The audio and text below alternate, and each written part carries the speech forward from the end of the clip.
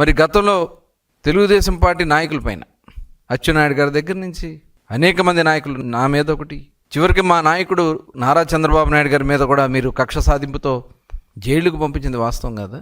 మరి ఆ రోజు మనం చూసుకున్నట్టయితే చెన్నుపాటి గాంధీ గారు విజయవాడ సొవ్వతో కన్ను పోగొట్టింది మీ ప్రభుత్వం కాదా? దానికి కారణం జగన్మోహన్ రెడ్డి గారు కాదా? అలాగే దళిత సిఐ ఆనందరావుని బ్లాక్మెయిల్ చేసి బెదిరిస్తే తట్టుకోలేక అతను ఆత్మహత్య చేసుకుంది వాస్తవం కాదా? మీ నాయకులు పెద్దారెడ్డి చెప్పినటువంటి పనులు చేయలేదని చెప్పి ఆ రోజున కక్ష సాధింపులు చేసి గుర్రయ్య ఆత్మహత్య చేసుకుంది వాస్తవం కాదా? అలాగే ఒక పేదవాడైనటువంటి అమర్నాథ్ గౌడ్ పెట్రోల్ పేస్ తగలబెట్టింది మీ ప్రభుత్వంలో కాదా? నందం సుబ్బయ్య, దాదాపు తోటచంద్ర, ఇలాంటి దాదాపు 80 మంది తెలుగుదేశం పార్టీ నాయకుల్ని పొట్టన పెట్టుకుంది మీ దుర్మార్గమైనటువంటి పార్టీ కాదా అని చెప్పి నేను అడుగుతా ఉన్నా. దీనికి సమాధానం చెప్పండి. ఇవాళ ఏదో జరిగిపోయింది అని చెప్పి అసత్యపు ఆరోపణలు చేసి ప్రభుత్వాన్ని బ్లాక్మెయిల్ చేయాలనో లేకపోతే ప్రభుత్వంలో ప్రజల్లో ఒక తప్పుదారి పట్టించాలని ప్రయత్నం చేస్తే అది జరగదనే విషయాన్ని మీరు ఈ సందర్భంగా తెలుసుకోవాలి.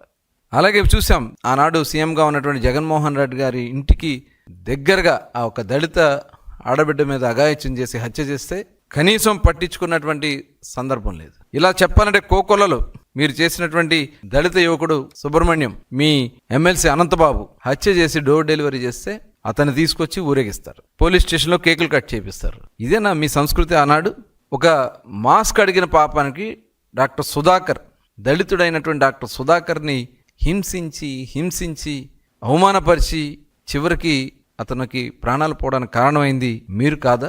ఈ జగన్మోహన్ రెడ్డి గారు కాదా? అలాగే మీ ఇసుక దందాకి ప్రశ్నిస్తే వాళ్ళ మీద దాడులు చేశారు. వరప్రసాద్ అనే ఒక దళితుడికి శిరోమండనం చేసింది, ఇదంతా వాస్తవం కాదా అని చెప్పి నేను ఈ సందర్భంగా అడుగుతా ఉన్నా. మహిళలపై హత్యలు చేసింది మీరు, అత్యాచారాలు జరిపింది మీరు.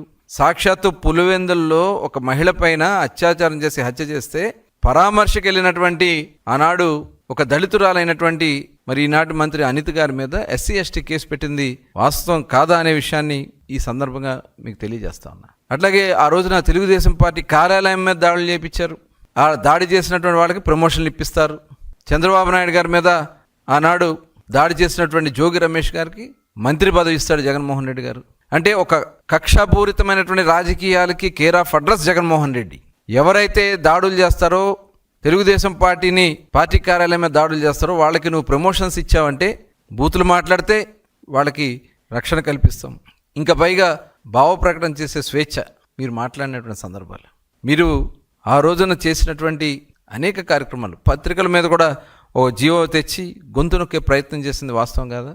ఒకటి కాదు, రెండు కాదు, మీరు చేసినటువంటి అరాచకాలు ఇంకా మర్చిపోయారని చెప్పి వాళ్ళు మీరు ఇష్టం వచ్చినట్టు మీరు మాట్లాడితే అవన్నీ ప్రజలు నమ్ముతారనుకుంటా ఉన్నారా జగన్మోహన్ రెడ్డి గారు?